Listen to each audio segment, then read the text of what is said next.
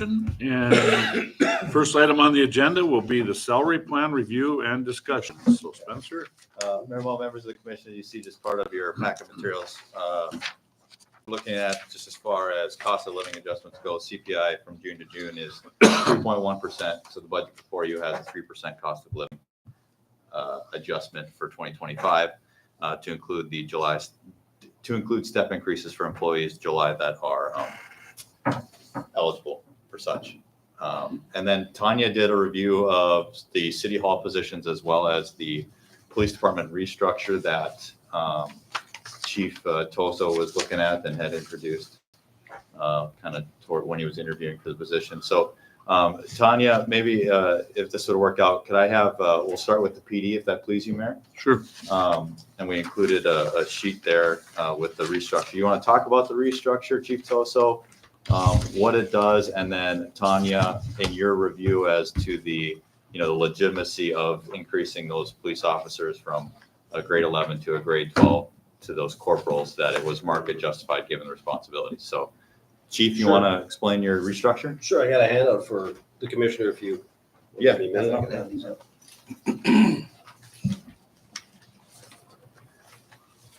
This kind of goes into an explanation of the modification. And Commissioner Kanowski, that little mic there, if you want to just move it closer to Chief Toso's spot so that Tanya, the little mouse there, just so Tanya can hear him. Sounds good. This thing is written like Jason Cox. Yeah. 47 pages. Thanks, to say Commissioner one Hack. thing. Not quite 47 pages, but.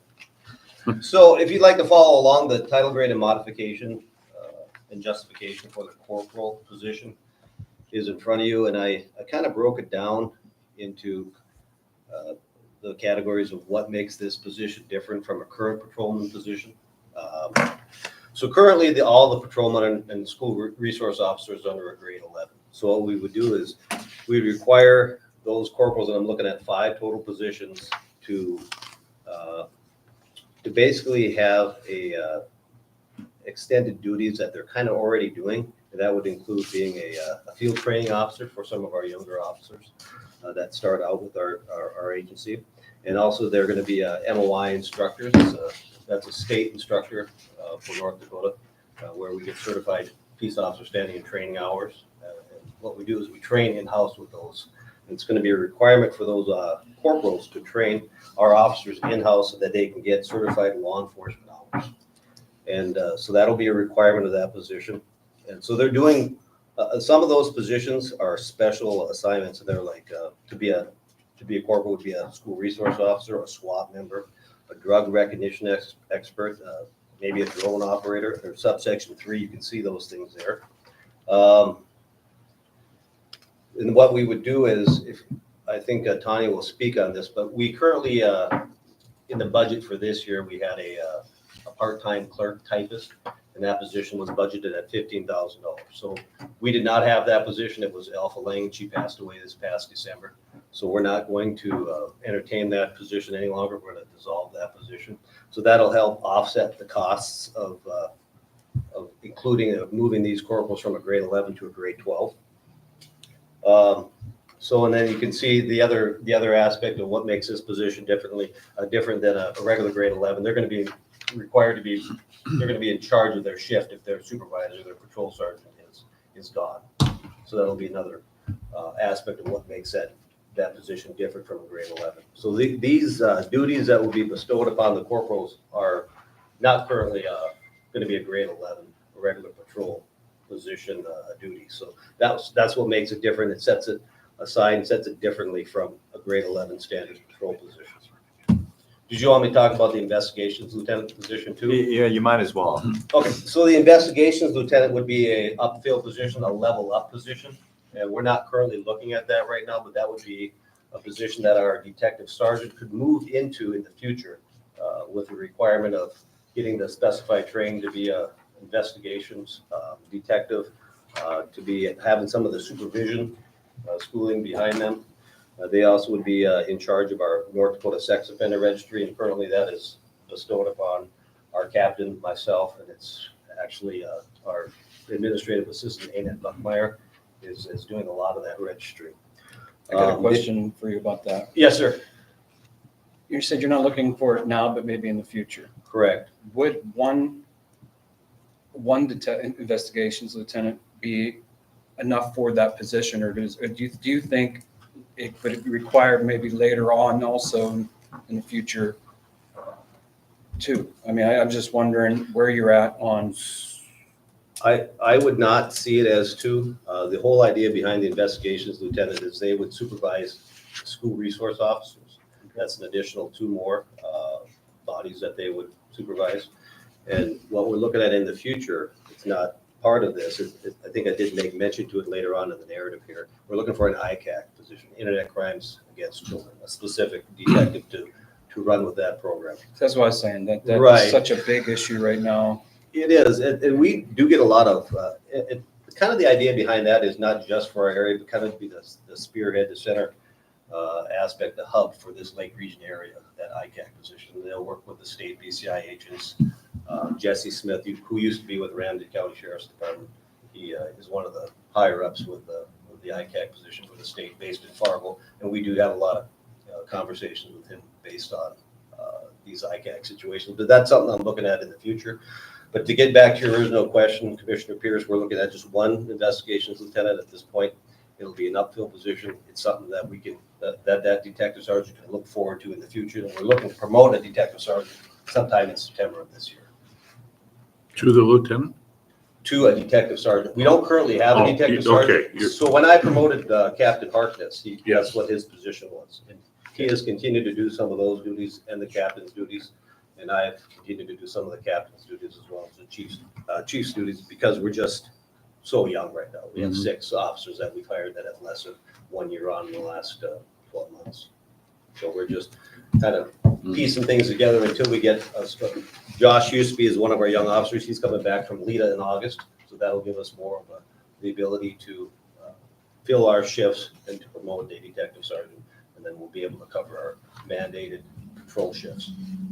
That's the priority in law enforcement. So, to understand, you're gonna be looking for a lieutenant down the road. Down the road, yeah. Okay. And we're gonna be defining that in our policies and procedures, how they can move to get into that position, reaching certain Sure. strategic points in their career development. But then they'll also be part of the Mid-States Order. They're gonna be organizing Mid-States Organized Crime, the MOCIC, through our department.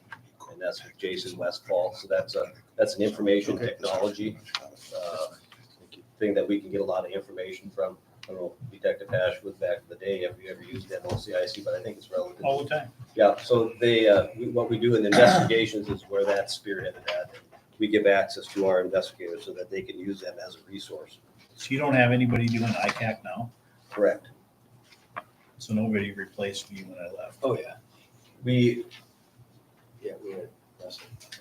we initially tried to get Russell into, we do have, currently Alex is looking at some of the stuff, but there's not enough time to get involved completely as we would like to.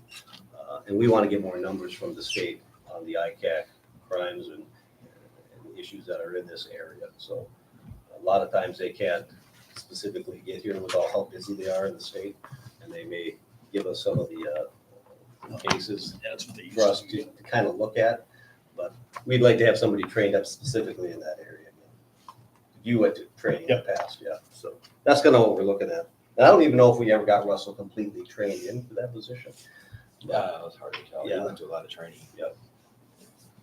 But part of that is getting your own computer where you can download those special things, and we do have that.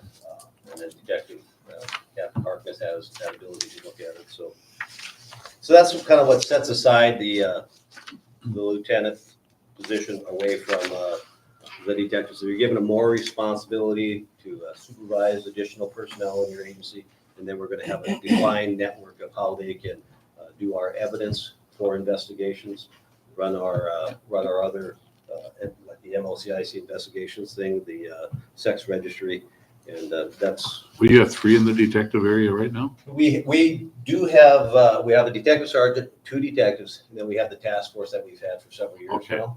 So the task force is actually graded at a 13, Okay. along with our 2 detectives. The detective sergeant is graded at a 14 with the patrol sergeants. The investigations lieutenant would be at a 15. That's an open spot that we have now, rather than meet the captain. What I would envision is essentially a third in command of the agency. You have the chief, the captain, and then the investigations lieutenant in due time. Do you have any questions on the whole procedure or? Members of the commission, you guys have any specific questions as to what Chief Toso presented? And then if no specific questions, then, Tanya, you, Commissioner Eulenkamp, Tanya is our HR advisor, a third-party consultant. And Tanya, maybe you want to just give an overview of what you found, doing that independent third-party review, the legitimacy of these grade adjustments for the specific responsibilities depicted. Yep, absolutely. So I guess I do think, to be honest, Chief Toso did a fantastic job sort of laying out the specifics of this plan.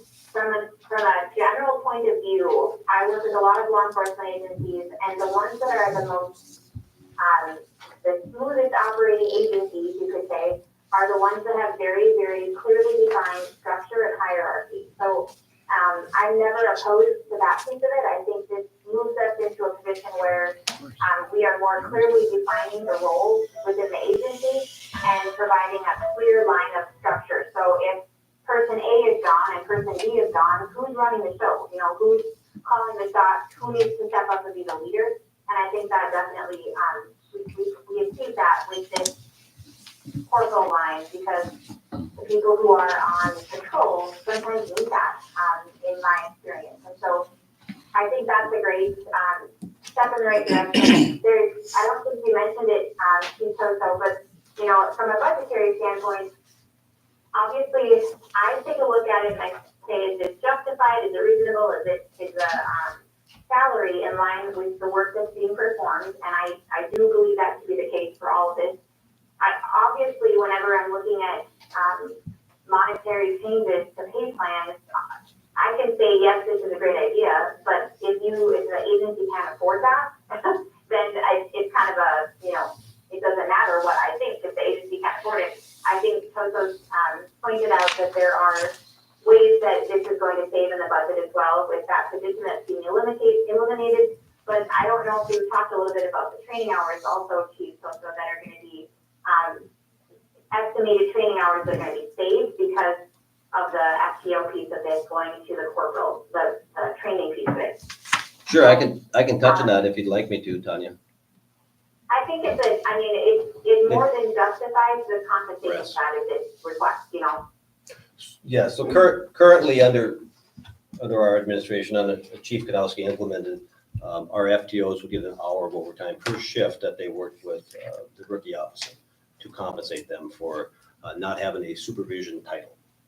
Now, if that FTO was a patrol supervisor or patrol sergeant, that would not apply because that's built into their, their job description. Their job description, yes. Correct. So as a corporal, that would be built into their job description. So no more would there be an hour of overtime for these officers. So when I did the study on this, I went back to right when Chief Kanowski started, and we hired John Michelson September 1st of 2017. So we had 24 officers that we've trained in pretty much 7 years. And then I did the computation and I based it on how much overtime salaries were saved, and I erred on the side of caution and just kind of split hairs with the average, and it would save us, I think, approximately close to $13,000 is how that would work with all the overtime that's saved, coupled with not recreating or continuing with a part-time clerk typist position. That's another $15,000. So in total, it saved us $28,000, and we would actually, with the corporals, we'd actually save close to $3,500 overall. We'd actually go back. So it wasn't going to cost us anything. So I think it was a pretty effective plan, as Tony had alluded to, and that's kind of where we would save our money by not giving them that extra hour of overtime per FTO any longer, per shift. So If that makes From sense. a market, yep, Okay. I guess it makes a lot of sense to me. I think that, I'm in support of it. It seems like a logical plan. And we're we're in a very, very tough recruitment market in all positions, but particularly in law enforcement. And I think that anytime law enforcement, a rookie can come in and clearly see a ladder to climb, I think that's a great incentive. You know, they want to be there and they want to keep moving up that ladder. So it creates another rung on that ladder side. So I think I would definitely be in support of adding that corporal line to our pay structure. Correct, and that would have been in the last portion where actually Commissioner Kanowski and I had talked about how much this would be a retention, recruitment, kind of a succession planning thing for our agency that we have never really had before. And it would help keep our officers here. They could look to the future to see where they could possibly go in our agency. So that's what we were excited about when Commissioner Kanowski first introduced this a few years ago. So You're saying that you're actually going to reduce your overtime by $12,000 or $13,000 that's off your line item? That's what it would have been, correct? So- So if we went back from the very beginning, it would have averaged out to that. So on your current budget, you reduced it $13,000 out of your OT? We did reduce our overtime substantially. Yeah, we did. And And it all, a lot of that depends on, what kind of turnover do you have in the department? Yeah. You know, 2025, but we've, 20,000. 2025. I think it budgeted at 20 now. Yeah. Oh. But see, and the other aspect of that, we're gonna be requiring our officers to do more training now, so there may be more overtime incurred with that, but we're gonna see where this plays out. We just, the requirement is gonna be for those corporals to do one training, at least minimum per year, and to give us a report on that. But And some of them do much more than that. it should save in travel though, because Correct. you won't have to have Absolutely. officers leaving to go. And we're gonna train in a variety of, from de-escalation training to pursuit training we have coming up. And Officer Gilbertson does SFST training, and that's usually a state training, so he's gonna continue to do that. He's got one coming up in August at Lake State College that he does pretty much every year, so. And then we went to bias training and with Officer Graywater, culturally diverse. So, yeah, and that's a yearly training there too, so we're gonna continue these things, and we've introduced beanbag, we've introduced pepper gun training, and we're gonna continue with those less lethal options. any questions from the As commission? far as the lieutenant investigations lieutenant, I don't have anything else to add. I am also in support of that position. It's not obviously going to be utilized right away because of the current structure in the department and just like Chief Soko said, the young staff that we have. But I'm in support of having that, like for many of the same reasons they provided for the other changes that we're making. It's the structure piece of it, I think is it just lays out a better hierarchy within the department moving forward.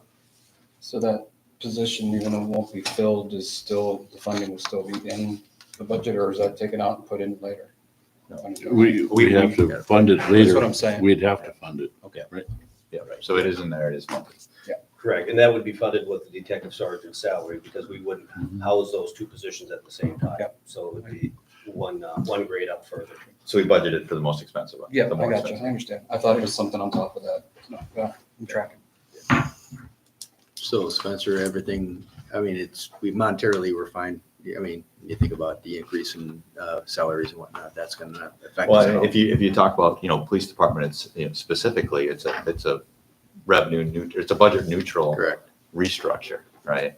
And so we're not seeing anything with this that we wouldn't see if things were the status quo.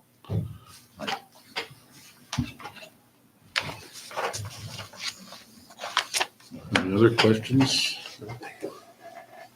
Should we move on or? If the commission would like to move on. Okay.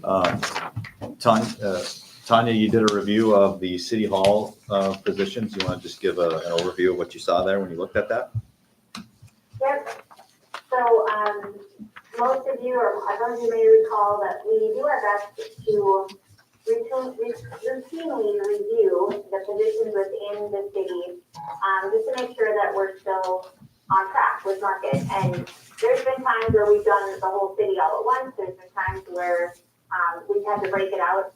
Maybe there's a year where we just did the whole city last year, but this particular type of position is we're really struggling. We better do a review. So we've kind of approached it in different ways depending on the climate at the time, but we have kept up the last couple of years with the other departments reviewing them.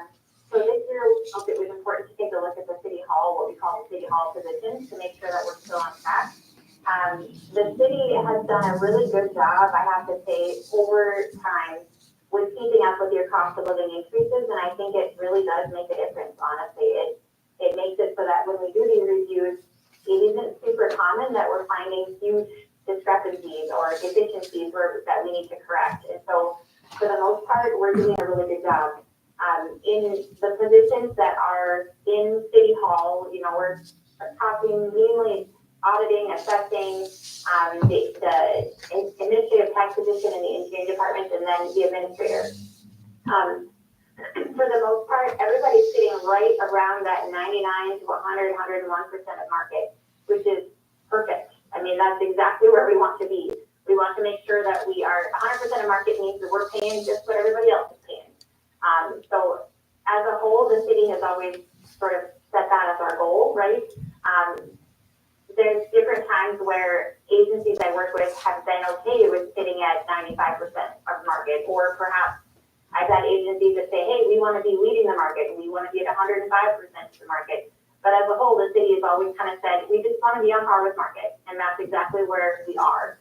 So I gathered information from comparable cities, you know, that we feel we compare with in terms of size and structure, things like that.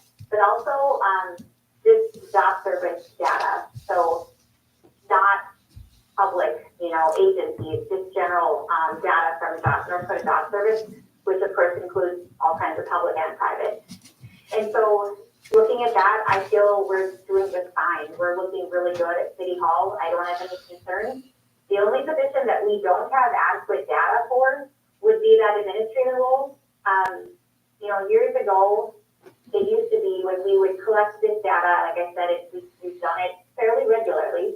And there was a few years back when we did this, one agency had said, you know, we don't even have a pay range for that administrator role anymore because they had moved it to a contract or a negotiated sort of position. And now this year, in looking at the data, that really has become the trend. A lot of agencies are doing that with that administrator role. They're taking it off of their pay scales and just negotiating that rate for the administrator role. Some are doing it for other roles as well, other high-level exempt positions such as the engineer and things like that. But so we don't have adequate data to even compare to for that one. So I can't even necessarily remark. Am I concerned about where it's sitting? Not necessarily, but I don't have adequate data to pull from to be able to say, you know, with certainty, oh, we're sitting at X percent of market. One question I probably have, Tanya, Yeah, is go ahead. the administrator is supposed to be the highest level, oversees the entire city, right? And he's leveled at a grade 21, and nothing against Mike, but he's a grade 22. I would think they'd be equals in rank compared, you know, the job responsibility is if he's the top dog, you would think that he would have the highest grade level. Yeah, yep. And I think that's a valid point, yep. You know, we have the engineer type position is one that impacted the job market. You know, of course, the job market and for all of our positions, or a lot of our positions, at least I should say, it's tough, right? I know that's the city of Devils Lake isn't alone in that. So we've had to be aggressive on making some adjustments in more recent years for various positions.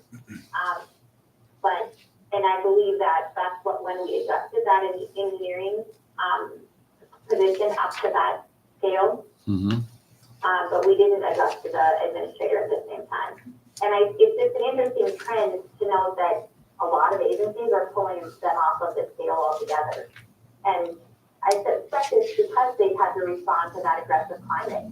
You know, for various positions, we've had to make bigger adjustments for positions like the chief of police or the engineer or whatever it might be. And so you're kind of always in reactive mode trying to make other adjustments. So I suspect that's why they've been pulling them off of the range itself and just negotiating that rate. And so, I mean, should we be looking at adjusting that to match, at least match, at a minimum match our highest level? That's a logical and fair question. Because that if we truly have that administrator role supervising all of the departments, that's a fair question.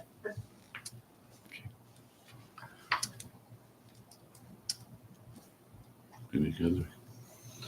I agree with you. Or should it be pulled Mhm. off is the other question, right? Or Makes sense. should it be just pulled off of the scale altogether? What would be the thoughts? How do you remedy that? At least, well, make them equal grade or so, Right. I would think, or any ideas? I mean, or contract, I don't know. We should have is- to do an assessment on it, see if economically, if it's feasible. is- Yeah, you might have to. I would just say, Mayor Mo, members of the commission, there, I think It's most of the uncomfortable. administrative positions are leaning towards that contract position. I was actually, when I applied for the job, surprised it was a civil service position, right? And with the civil service position, you know how the commission appoints all the department heads once every 2 years. It's more of a ceremonial thing, because also in city codes, you can't relieve any of the appointed officers without cause, right? And so, as far as the administrative position goes, for the commission, to be blunt, it's hard to remove people in those positions if things aren't going well, unless you have definitive cause, right? And sometimes there's just not a good vibe, right? And so when you have an employee on a contract, if the contract is structured appropriately, it can be a win-win for both the commission and the employee at the same time. But ultimately, it's a commission's decision if they want to see this administrator as that contract employee, or if there is a desire to keep it as that civil service position. Personally, I don't have a huge, strong preference, but I think that there could be a win-win with moving it towards a contract position. I want to make clear there's no ingratitude or dissatisfaction with pay rate or any of those sorts of things. It's just that we're But, yeah. adjusting schedule, when you got the hierarchy, and Yeah, how but so the chain of that's- command works. And so then I would just say, if you truly believe, if the administrator's job description is what the commission or what the city has it on paper, right? It would probably make sense to, as an objective viewer from the outside, have it on par with the most senior level position if the department is doing. I mean, they're the both very report. professional positions. Yeah. Don't get me wrong, and not to demean it at all, because they're high professional level positions. So if that is You know. indeed the case, and the commission believes in what they have in the job description for the administrator, then a great adjustment would probably be, it's up to you guys, but it would make sense looking at it. Mhm. And it's kind of awkward Well, being the administrator. I know, I'm sorry to put you in an awkward way, but But maybe the best course of action is because my thing is I just want to keep the ball rolling, moving forward, trying to be productive. And maybe the commission should just appoint 2 of the commissioners to maybe talk with Tanya and myself, maybe even the city attorney on what a contract position would mean for the city. And maybe just come back with a recommendation to the commission as to what particularly to do. that or the higher, what level? Yeah. grade level. So if the commission wants to keep it as a civil service position, then we probably need to talk about grade, right? If you guys want to move to a contract position, then we need to talk about what those details would be. But just in the effort to, I don't feel like we would reach a decision on it like today, talking No. amongst yourselves, unless No. you guys have a strong opinion one way or the other. Well, I think we should, like you say, review it, and if it would be okay with the commission, the vice president and I, would that be along with And then maybe Tanya. Tanya. and- Tanya and the attorney? Would that be acceptable to the commission? To review that for further date? Look at bringing one up rather than bringing one down, right? Yeah. Right. Right. Yeah. Don't, no. You're silent over there, so you're safe. No. I was wondering if you're specified. Yeah, no. Save- You gotta cut corners to make the ball, make the business work, Mike. So- Is there If- a time if- frame you want to look at there? Well, it's during the budget session. I would like to see it 2-3 weeks. before the budget's complete. So maybe, remember what the members of the commission, what we're looking at as far as timeline, probably going to have a special meeting next week. And then there's a dead week where we don't have a commission meeting between that Yeah. meeting on August 5th. And we'll probably need to looking at, we'll probably want to have another meeting in that dead week at some point, and maybe we could set that as the timeline to come with a united firm recommendation to the commission on the matter, and that during that dead week, that maybe not the next meeting, but the following one. That'll accept, okay? That's acceptable. We don't need a motion on that, we can just, I think if you guys are aligned of the two commissioners you want involved in the behind the scenes conversations, for then me. I think you're Works for me. would that work? No objections? Okay. Okay, we'll move on. And then, I put the authorized positions on there. I'm gonna need to probably just have to do one last double check with all the department heads, just double check, make sure we're good. And then we'll have that authorization for you at the next meeting. Included the pay scale with the 3% cost of living. And then last thing, as far as benefits go, recommended 4% increase in health insurance premiums. Fund has been performing well with, very good returns in 2022 and 2023, and kind of getting kicked in the shins on the fund here in 2024, projected about minus $85,000. Balance of the fund is still sitting well, but we want to make sure we avoid the nightmare 10% increase down the road. And so Blue Cross Blue Shield doesn't come out with their rate increases until after the preliminary budgets are made normally. And to be frank, it's a little bit shooting in the dark, but putting 5% down here. And if we get information between now and then, we might just need to ask for a budget amendment in 2025 if we need to adjust. Well, I was gonna ask why the health insurance for the municipal judges under the 120? Yeah. Why that double? The employee we had a different plan. And I'd say, there's a lot of unpredictability, right? So you have turnover in all these departments, and you have maybe the employee that left was on a single plan, and now they come and they get a personal, or they get a family plan. That's over a $10,000 difference. So you kind of have to plan for the most expensive options that you can. But that's why. Okay, so. So this 4% increase or the 5% that you're expecting, that's something that, that's not going to have any adverse effect on the employee at all, right? Well, if the city contributes a different proportion for every employee, or not for every employee, depending on the plan you have, we pay 100% of a single, 90% of a single with dependent, and 80% of a full family. So if the whole bill raises 4%, then the employee could be expected to, their portion of it would increase 4% as well. If they're a family. If they were a family or a single dependent. And I've had kind of, loose conversation. We provide a full single plan, right? And if you're an employee and let's say your spouse works and they have health insurance, right? And sometimes there's a benefit to getting double covered, right? But you can get double covered on a single for free. And, should the city be offering that on a silver platter for free without any skin in the game from the employee, if we're having skin in the game for all the other plans? If you wanted to try to be fair and equitable across the board, you could probably look at, should the city go to an 85% across the board, meaning no matter what plan you have, should it be 85%? Now, the other piece of it is the single plan. Offering a full single is a recruitment tool, right? So a lot of young single men work in our public works departments, and that's a huge benefit for them to have that full single plan, especially, some of those positions are, we feel, we're competitive with the market, but they're not high on the pay scale relative to other positions in the organization. So in the effort to try and balance providing good benefits for those employees, but also trying to be fair and equitable across the board, is the 100%, 90%, 80% the best? I'm not sure.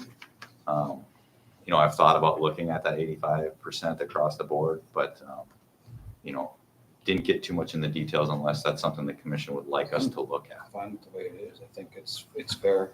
I mean, it's as fair as can be. Mhm. Yeah, I think of myself, if I was recruiting like we did with the police department, that healthcare benefit is massive for anybody, especially, even as I've gotten older, it's really important. But as a young man, it's not something that you think about until something serious happens to you. So, I think that's a great recruiting tool. And it's something that, when you see on other departments in the police department, you don't see other people given that benefit, so it's big. So I think we retain that unless we start having real big monetary problems. It's the kind of direction we're looking for on that. Hmm. Always those things to consider. Mhm. Any questions on the health insurance piece of it right now? Okay. Tanya, I think do you guys have any other questions for our human resources advisor while she's on the phone? She's busy time for her as she's got a lot of clients and they're all at the same time, but she said she hopes to get up here in the relatively near future and meet with everybody. We will have to set up a meeting with her for. Yep. Thank you, Tanya, for Yeah. being available. I'm sorry I couldn't be there in person. I sure hope I could, but it just wasn't a reality today. But I'll wait to hear from one of you to set up a meeting then. Sounds good. Thank you. Okay, thanks so much. Bless you. Thank you. Where's she located? Pardon? Where's she located? Park River. It's Cavalier Wall. Park River. Park River? Oh, okay. Up that area. I was close. Swimming Samsonite, you were way out. Well, I'd get in the right direction. I just have to go, don't have to go quite as far. Phoenix, Arizona? Yeah. Said that since day one. Oh, full-time? Yeah. It's just not fair to the employees. They should be available probably more readily. Yeah, I would disagree with But you that. can't do it now. Yeah. That's you. Good job. No. Okay. Anyway, Spencer, keep.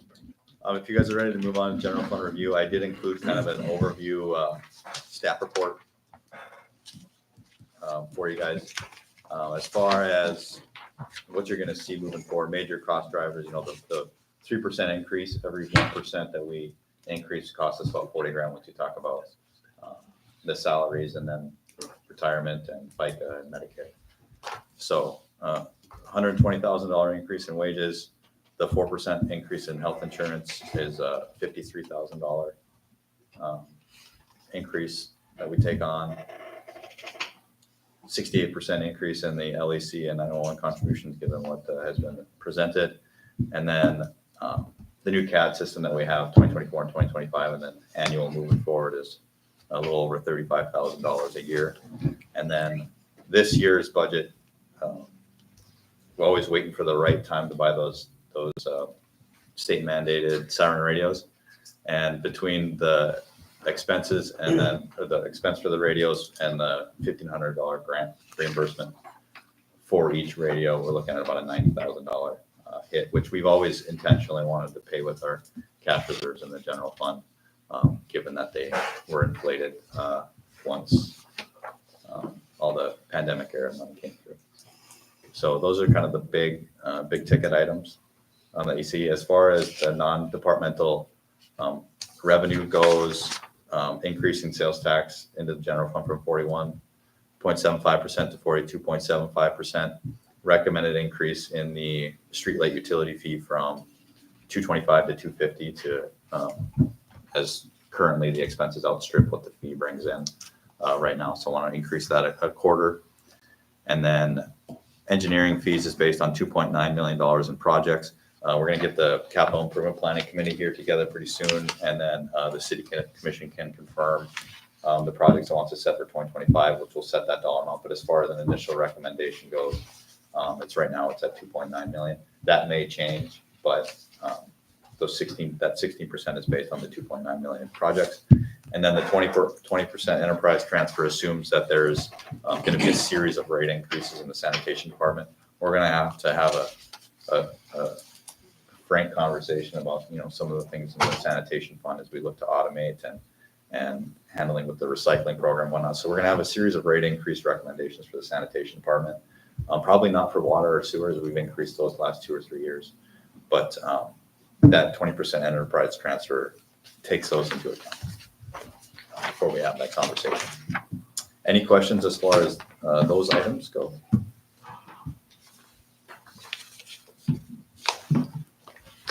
If you guys are ready to move on as far as non-departmental expenses, I went back in our budget, and I talked to Tanya about the HR consultant position and whatnot. And currently we've been doing 12,000, and I think she has over the past few years increased it on some other clients, but hasn't yet for the city of Devils Lake, and so increasing that from 12 to 15. I went back, it was like over 8 years ago, it was still at 12, so it hasn't seen an increase in a long, long time.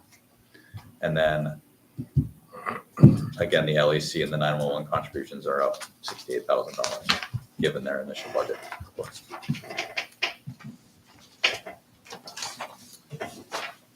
All right. And to let you know, we talked with the LEC and 911, they're gonna look at redoing the budget with a 3% Okay, possibly instead of the 4, so okay, we might be coming back with something. all right.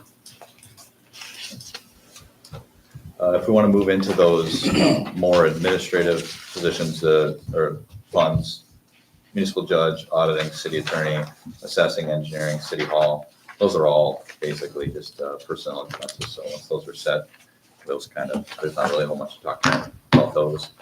If we want to move on to public safety, police and fire. Chief Tulsi, you want to talk about some of the things in the police department's budget specific to this year? We did. Chief Tulsi did a really good job. He kind of did a little bit of a detailed audit on all of their software subscriptions that they have, and trying to refine some of those line items a little bit. I think maybe in the past we've used the equipment 500 or more line item as kind of a, hey, we need to pay this, and we send it there. So we've tried to detail those out in those line items, and then as well as equipment goes, looking at 2 new squad cars. So Chief, you want to just give a detail? I know I kind of gave clip notes, but more detail. Absolutely. We, with Spencer's help, we created kind of like an online tech services line item, and that's called maintenance lease on equipment software.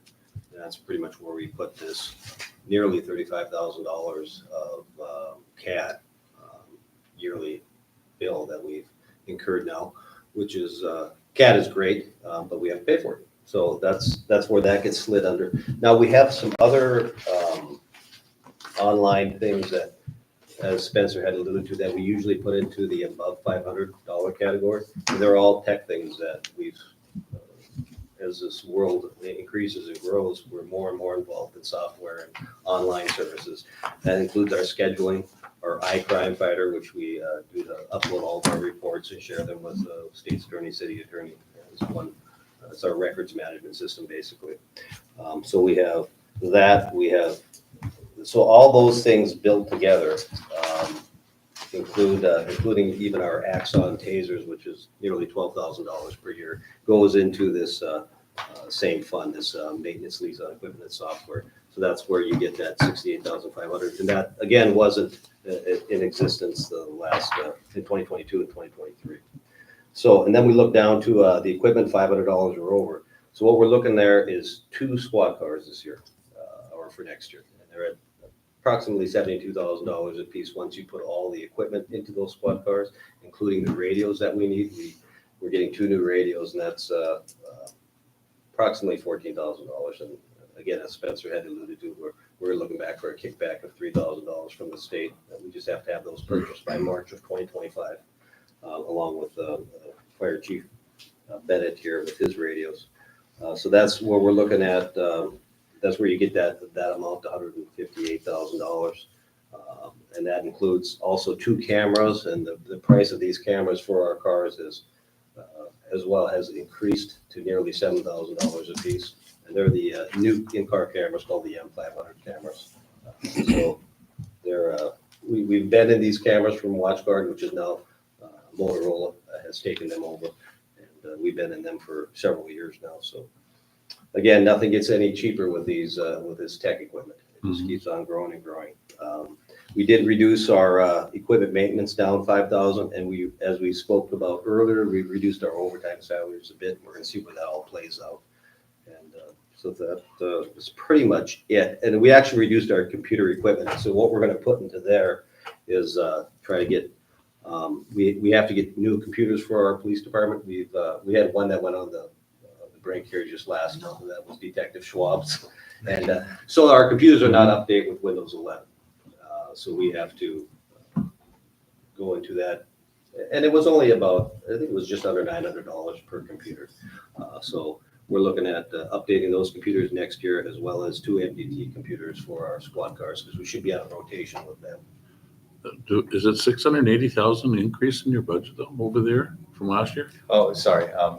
So the 2023 quarter four and then 2024 quarter one, Uh-huh. we coded all of the police department's salaries to the ARPA fund, because we can use our ARPA funds for general government services, which includes Okay. the payroll for Okay, public well, safety. And so it's an accounting thing.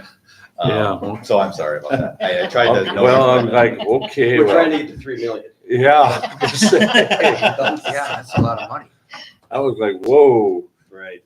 Yeah. Okay. And I maybe I should have just, I'm I just, should have just fudged the numbers on He's it. been and over just here moved it. calculating. You know, well, it's like, whoa, wait a minute here. I guess what I just gave you wasn't equal to that 700,000 increase. Yeah. no, you'll see down at the ARPA. fund. Okay, all right. There's I just 460 was- 460 grand of salaries. That's not enough. Yeah, so what's the change, the actual change? Close to 27. I would have to look, I would say, the biggest drivers, obviously it's the personnel, it's our largest department. So when you do the 4%, Mhm. on that, that's gonna move that number. I'll get you that exact number. I'll shoot you a text or an email, send that I to mean, you. it's not Okay. that, it's not, Yeah. Yeah, It's you can estimate. always- Yeah. It's probably, You know, it's it's in the like- neighborhood of 200. Okay, Gotcha. And the equipment purchases, and you guys will show you this down the road, but really we're trying to work on, we presented you guys equipment replacement plans in the past and whatnot. We really want to try to get on a good cadence where we have money in the equipment reserves, especially for PD and fire when they are looking to replace their duty weapons, the MTDs, tasers, and all those sorts of things. And so there's an extra $25,000 transfer at the end of the year into the police's equipment reserve, and then transferring 120 grand to cover the 158, or, to contribute towards the 158 and decrease the burden on the general fund for those equipment purchases.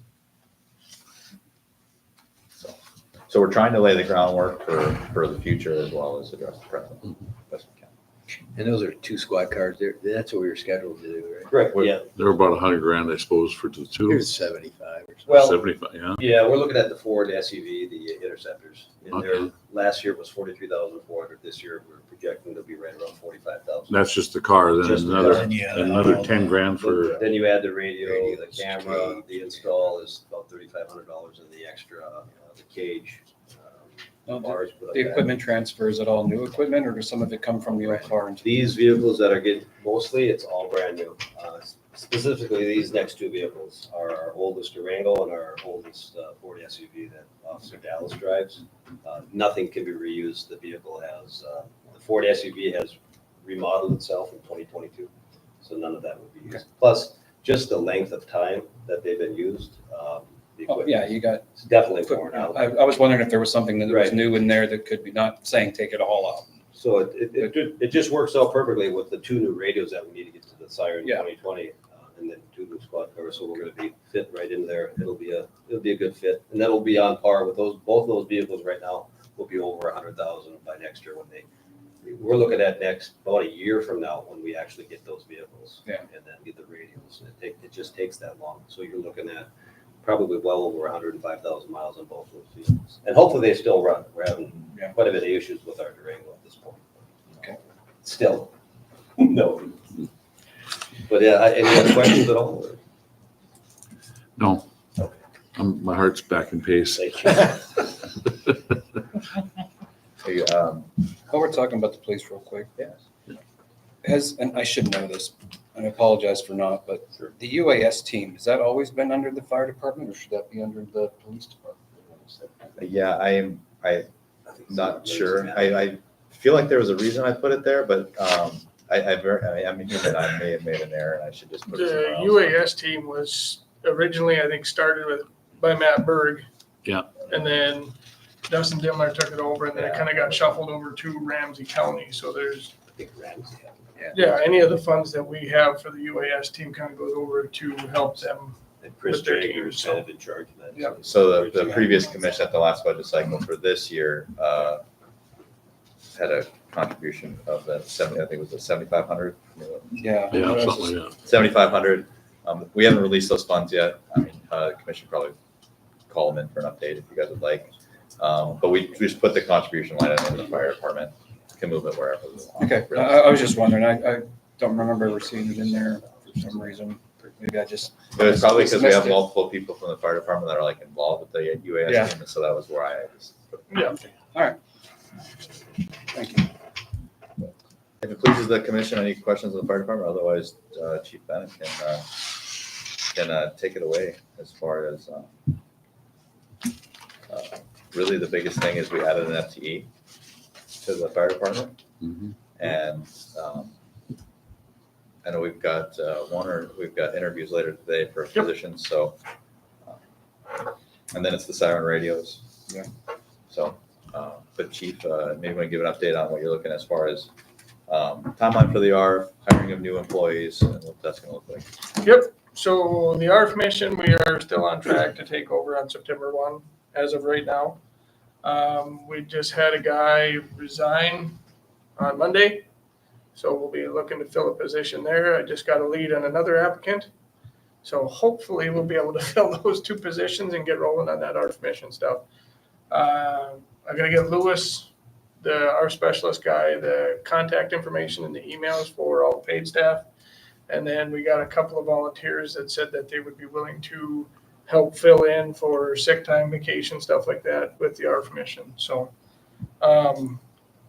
with that being said, rolling into the operational budget, like we talked about, there isn't anything major in there, but there are some increases, and that was due to some of the ARP stuff, like the software that's up a little bit from the ARP stuff. We can run the schedule through our software, and we can put parameters on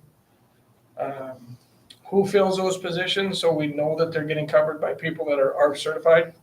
And then with the CAD system, that was another part of that increase on that. Education and training with the, again, ARP stuff, and then the annual live fire training that will, for out at the airport, that'll fall under our budget. And that's about $5,000 a year. I believe there's a little bit extra in there because we split every other year. We do the SCBA training, that maintenance class that we do. So that's jumped that up a little bit. And then the equipment maintenance with pump testing, ladder testing. We also test the bucket truck for the safety stuff. So that's all kind of what jumped that up. But to be taking on an entire new operation within the city, to be able to only increase the operational side around 6 to 7%, I felt that was pretty good. And, Mayor, members of the commission, I guess I'll just remind you guys, so, I tried to do the analysis on, and really once we get these people hired, it's gonna clarify all of it, but, what would our costs this year have been if we weren't doing the ARP mission? What are the costs now that we are doing the ARP mission for the fire department? And taking an equivalent revenue reduction to the airport and putting that in the general fund to offset that at 75%. Because 25% of that new employee will be able to do more fire department things like the flow testing and all that sort of stuff that they want to do a little bit more of, inspections, those sorts of things. So it's going to come with the revenue reduction, okay? And so then I anticipate the airport's going to come here, they're going to present their budget. And I suspect that'll be a conversation. But this reflects what was committed to when we took over the ARP mission. We didn't have an agreement made. Before any plane can take off. Which has kind of been the city standard practice when it's been working with the airport. Train on how to play But, stuff. if we had and they wanted an They used to independent do the review, it airport would have been a little awkward routes. given that Been given their to checks stay city doubles like that. as an So extra duty. just, Okay, so you- one of those things, we're gonna have to have a conversation about that. They're gonna have their needs, we're gonna have our needs, and in the effort to try to keep the property tax mills flat, we'll have to coordinate with them.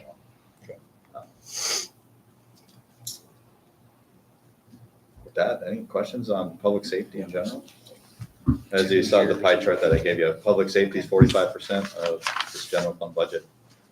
And overall, for the general fund budget, employees are just shy of 70%. So that's there for you.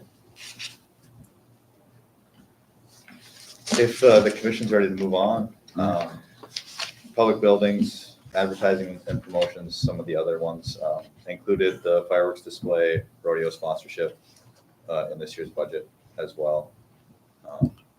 Full 15,000 for the rodeo sponsorship, like previous years. If that's the same level of sponsorship that the city wants to continue doing, I know it was kind of a, hey, try to get them off their feet type of thing. And so if you guys want to have a conversation on those sorts of things as far as fireworks or rodeo, now would be the time. I think it's still enough for the. rodeo. Sufficient. I mean, we're giving. I'm actually not for it, but, you know, The it's. fireworks, you mean? No, the fireworks is fine. The rodeo thing, I'm Oh. not real big on. The only reason that is because it was designed for them to get on their feet and moving. And then they made money last year. Yeah, And if with them making money, I don't know why we're contributing back to it again. But that's an argument that we need Well- to have. I look at it as it's a good thing for the city of Devils Lake to have your name attached to it. It Mhm. brings more attention to the city but I get what you're saying too. Yeah. I we mean, may not have to give as much probably.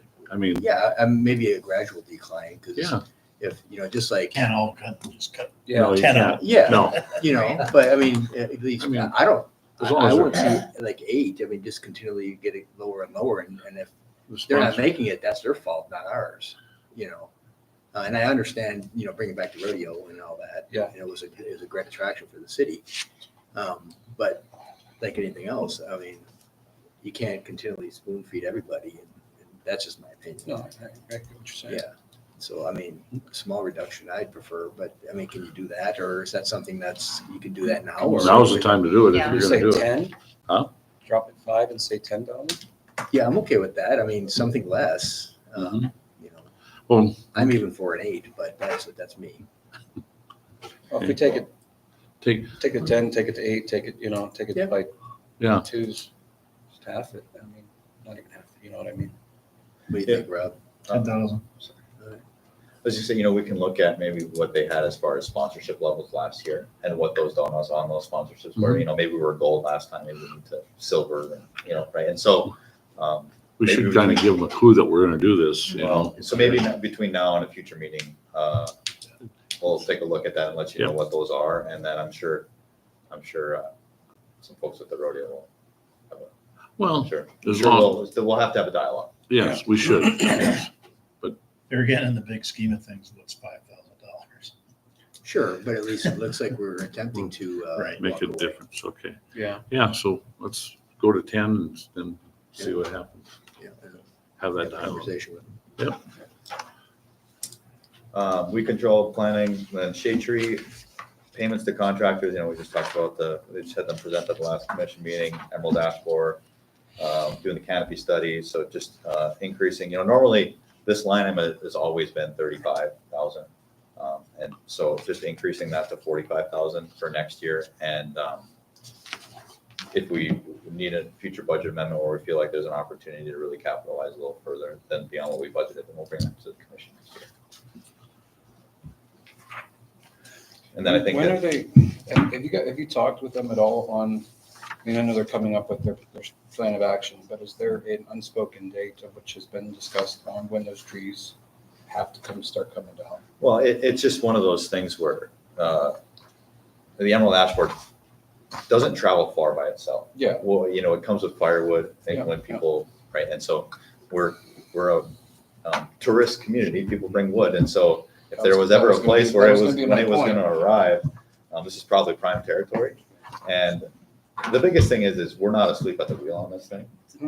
We're looking there, we know we're not waiting. And there's going to be a lot of communities that are waiting. And so we just want to make the most of every summer that we have because it could be 5 years from now before it comes. That's It what could I'm be thinking. next I mean, summer. It could be we next summer. start thinking, okay, we're gonna put some money into the shade tree, so is that where the money's gonna come from to take the trees out, or is that gonna be another line item?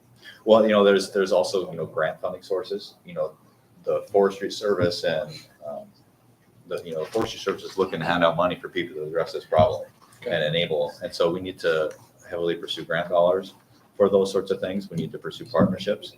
And so, to say that there's a firm answer, I don't know. And we got to lean on the Shade Tree Committee a little bit. Yeah. They need to drive the strategy on this. This is what they do, and they Yeah, need to come with We a are, firm- but I haven't heard anything, even within the meetings, all I've heard is start planning.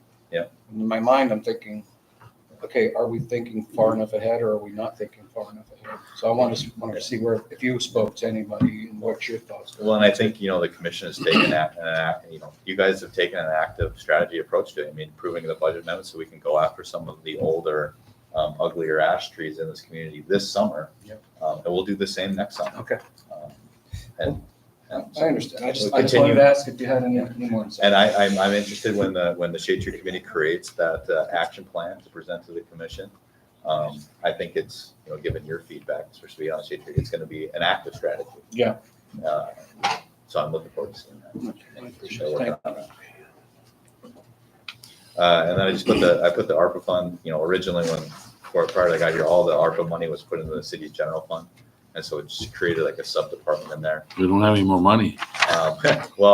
We need to make sure that it's all spent by the end of this fiscal year. And so I think there's about $3,000 left that we haven't, $3,000? that we haven't like named a number or named a purpose for. Again, we're just using this for all general fund expenses, or we would have spent this money anyways. Yeah. Is the thing. They just put it to a different line item. And so per the recommendation of some of the League of Cities folks and officers. So that's what we've done. And that's where we're at with that. And so, like you said, the permanent salaries at $355,457. Those are all police department salaries. Wade, you want to come talk about all the good things you're doing in the street department, the highway distribution, and the cemetery? And maybe just to start out, can we have a couple new commissioners, and it's always a good reminder, even for myself, the difference between the street department and the highway distribution fund that we have. Maybe Mike or Wade, you guys want to talk about the differences between that, and then we roll into the budget. And Wade, if you want to talk, just go. Why don't you go sit up right next to Mike there on the. He only bites some of the time, you know. Which one? Him or me? Yes, that's for you to know and find, or not to know, but find out, right? Not a lot of change within the street department itself, as far as the budget goes. I think there was a minor adjustment. A minor adjustment to the amount. We give $400 per year to each employee for their equipment that they might need, buying boots, buying proper clothing, things like that within the street department. Other than that, if you look at the overall budget within the street department itself, not a lot of change. If you look at the highway distribution, some minor adjustments there related to salt and sand mix. The pile that we have stockpiled was getting a little bit lower, so we increased that just a little bit to make sure that we have adequate salt sand available for the winter months. As far as equipment, $70,000 you see within the new equipment. It's a Highway 2 mower and a pickup that is budgeted for that line item. We increased the Highway 2 cleanup. Within the Highway 2 cleanup, we do contract out mowing, just a handful of times in right away in the spring. The street department's kind of strapped right away in the spring. You have grass that's growing very quickly at the same time that you have to get a lot of things cleaned up after winter. You have to get the roadways crack sealed. And so the personnel are already kind of spoken for. So we utilize a contractor within those early spring months to help with some of the mowing.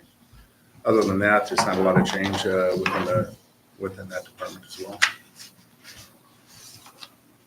Any questions on streets highway distribution? The highway distribution, for the most part, is utilized for the large items based on the funding that we receive there. So when we buy big equipment, we buy a motor grader and we buy a payloader, that's allocated to the highway distribution fund. And within cemetery, I would just add before you, highway distribution and the cemetery, they're not part of the general fund. I just figured since we had Wade here, we talked about those two funds as well. within cemetery, the item there is building maintenance. If you look at that one, that's increased a little bit because we have to do some roofing work on one of the shops up there that hasn't seen a roof job in a long, long time. And so that is due for some repairs. New equipment, we have another mower scheduled for the cemetery. Other than that, I think most of the line items pretty much the same as previous years.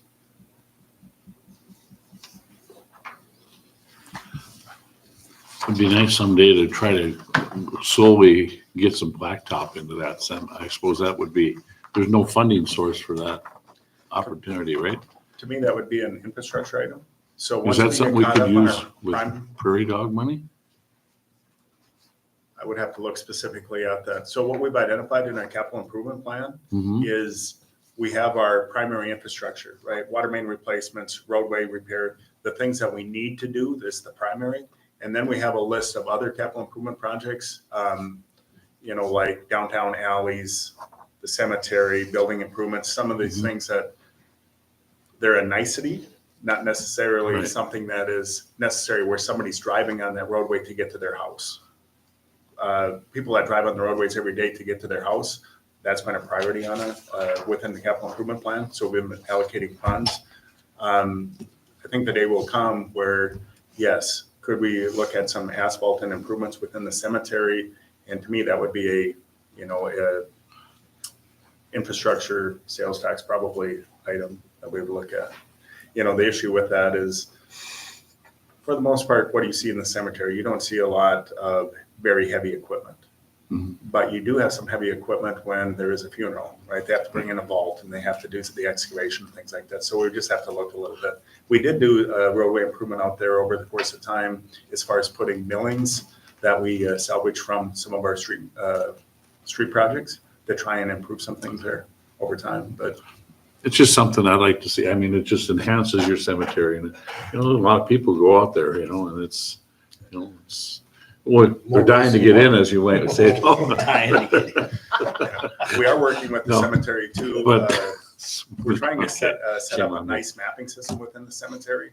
And then there's going to be a little bit of expense with that. We're trying to do most of it in-house, Well. but we would like the cemetery to basically be just like the Ramsey County parcel viewer, where you could go in and click on a lot and you have all the information related to That'd that be- lot at your fingertips. You can do it on a mobile That would be device. nice. And that's something that Thank we're you. working. Yeah. And then there'll be an overall map out there. I think Commissioner Pierce, you've talked about a couple of other improvements out there. We'd like to identify veterans, firemen, police, Mhm. things that have markers. Because right now, Yep. if somebody puts a marker, and honestly, it drives me crazy. You put a marker next to a headstone. People mowing, they hook that marker, and pretty soon they don't realize they hooked it, and it's 20 spaces down the line. They don't know where it came from. Mhm. And so we have a lot of lost markers like that. Those markers should be embedded within the concrete wash of the headstone, what we'd like to get to through a policy. But as far as the overall budget, not a lot of change other than having. It was just a thought that would be nice to enhance that, or slowly. I mean, I'm not saying just do a total project, but a little at a time, extend it. And then Spencer, I don't know if you want to talk a little bit about the temporary employee fund. I can't stress to the commission how important those temporary employees are for us. We're using temporary employees. I don't know if you've noticed throughout town, Highway 2, a lot of times you see clover, a lot of times you see a lot of weeds. We have a former city employee, Myron Osselson. He's kind of our weed guru right now. We spend a lot of money on weed control, but if you drive through, you see that. Guy running the street sweeper, he's a temporary employee. If we don't have those temporary employees, now you have a full-time employee that's running the street sweeper. You have a full-time employees that are running mowers. Pretty soon you have a landscaping crew. You don't have a street crew. And so it's very important that we continue to fund a temporary employee fund. And it's harder and harder to find temporary employees. Everybody wants $20 an hour and they don't want to work themselves to death for the $20. I'll tell you that. Well, it's like mosquito spraying, we're having troubles there. I got one temporary employee. I'd like to get 2 more at least, because we're using full-time staff and overtime, and we could have them just take some hours off during the day, but then now we're robbing from Peter to pay Paul. And, these guys are averaging $35 or $30 an hour overtime, to spray mosquitoes, which we could do with, right now, we're hiring them on at 16. So I'm looking for anybody that's retired or anybody that wants to spray or whatever, let's go. Hey, Maybe a couple of commissioners. why not? One more job. I went to Grand Forks on Tuesday and looked at their vector lab and it's awesome. Like, it's unbelievable. If you ever seen something, and I learned a lot down there. And I'd like to find just an elderly individual just to take on vector control, just, do the traps. I'm doing the traps currently. and to count the mosquitoes, which is time consuming, you know, and go through and just take care of the traps and just keep up on what's going on with our vector problems, you know, with mosquito problems. The Is numbers this are much your- better, by the way. Yeah, Much better. We did have a hatch and the counts went through the roof. And I've kind of had the full court press put out there. It must have worked because I haven't heard anybody complaining right now. we're running three trucks a night, and they're Grand Forks does both streets and avenues. We were just playing the wind before, so we're missing some areas because of the wind. And so now we're doing everything now. We're shooting it all. You know, I know I mentioned Monday about alleys too, you know, because people have asked me about why don't they come down the alleys? We did one shot down the alleys. I talked to Grand Forks on that, and they sort of shy away from it. They'd rather just do street and avenues Mhm. because the wind's carrying it, you know, 300 feet or better. So you're usually, and we did do an avenue run, and we did do a AM and PM. But I'm finding out the AM, when I'm going out checking mosquito traps, it's too cold. There's no mosquitoes out, so we're not getting our bang for the buck. So we've just been concentrating on from about 9-ish to about 11 o'clock at night is when we're spraying right now. And the spray itself is horrendously expensive. I mean, one barrel of Yeah, what we're using currently right now is $5,000. jeez. And we're burning up 21 gallons a night. And so I found a different chemical now. It's supposed to be equivalent to it. I get it by a 275 gallon tote, and that's just over $10,000. I got one of them coming, and then we're going to start doing some more larvicide work. I mean, we were doing pucks and stuff like that. I want to try to get into some pellets too. But even that is 40 pound bag of that is $800. So order 2 bags of that. That's coming. You know, I mean, I got good money in my mosquito budget, but still, it goes quick when you start, you know. One comment to the commission is Grand Forks does not, they used to aerial spray. No, they don't. They don't aerial spray anymore. They find, based on their counts, a ground assault going up and down the streets and the avenues appears to be much more effective and more cost effective. And larvicide. Larvicide is a big one. If you catch them in the water, that's when you got them. And so they do a really big larvicide program where ours is, we got to work on it. I mean, it's work in progress. There's no doubt about it. Well, keep up the challenge.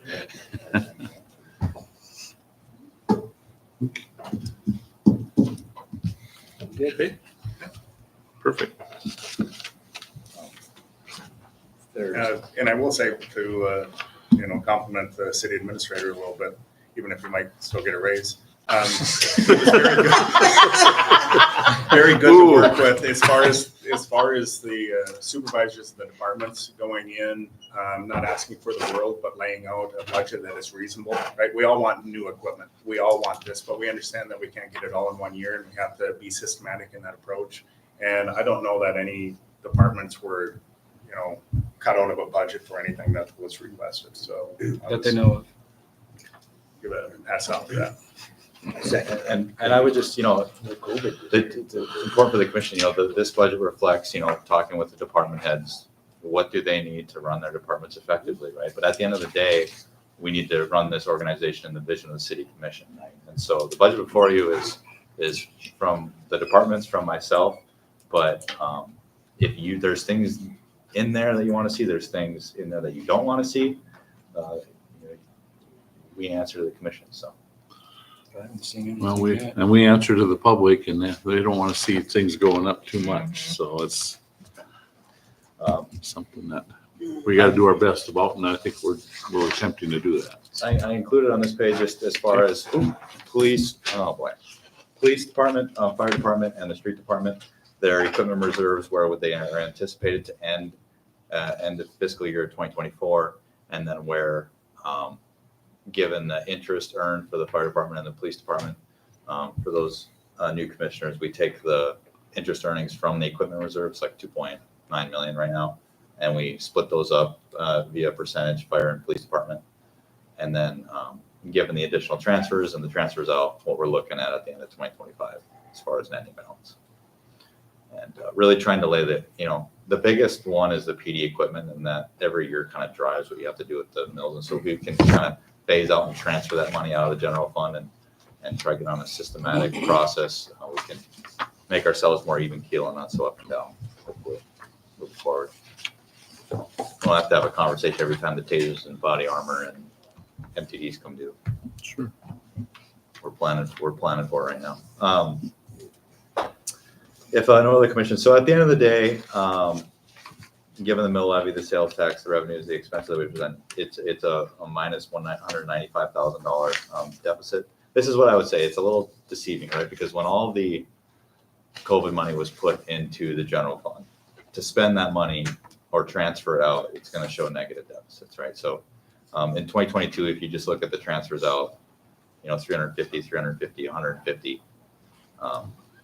And so, it shows in 2022, you're going backwards 630, but we transferred or almost $800,000 out of the general fund. If you look at 2024, we're projected at a minus 75,000, but we're transferring $232,000 into the public building reserve fund. We're transferring, and we're going to request an additional 50,000 transfer to the police department equipment reserve. And so if you take if you take out the $232,000 transfer and the $50,000 transfer, and you look between 2024 and 2025, we're plus $30,000. So yes, the negative numbers are on there. Would I like them to not be like that? Yes. But I think if you take a 2 or 3 year look at it, we're sitting in an all right place. Granted, we're having a lot of conversations regarding property taxes and those sorts of things. And so trying to our best to keep the mills flat and kind of wait and see what transpires. Number one, because we want to be good stewards of the money. And number two, there's an uncertain world as well. So we're trying to keep it flat. And that's where it lies. We're still sitting at well over 40% in our reserves. And again, a lot of these transfers are for things to be paid for and sent back to the general fund later. It's if you take out the $232,000 transfer to the public building reserve fund, that which hopefully we intend to spend one day, we're plus $30,000 over the course of 2 years. And again, in that minus 195 number, we're intentionally going backwards 90,000 using cash reserves for the siren radios. That 25,000. Do you have a different number? Yeah. I saw that. I didn't want to point it out. Yeah.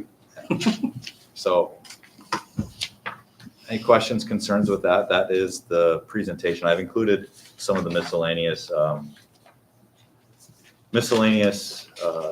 special revenue funds that are pretty just they're just pretty simple, basic. Nothing really to overview. But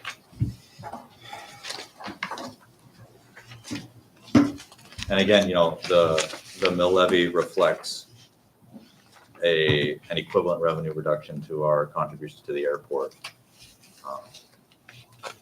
and what the increase to the fire department is, because the fire department does not need 7 personnel to provide fire protection for the city. Right? If we do the airport job, then we need that 7th officer. We need that 7th firefighter. To maintain our air service, it's a must for the airport. Any questions of the commission? And then, of course, this is all going to be, the election is going to be really important to us this year about the property tax issue. So we got to keep that in mind as what our budget is this year could potentially be what it'll be for the future, right? Potentially. I think that there are so many unknowns that it's completely unpredictable. If that went through, what would happen? What revenue streams would be eliminated? Which ones would be added? I think just, even just Mayor being at that event yesterday and seeing a bunch of legislators, it's just unknown. Yes. But something that's got to be in the back of our minds, I guess. So, anything else from the commission? If not, we'll adjourn this meeting.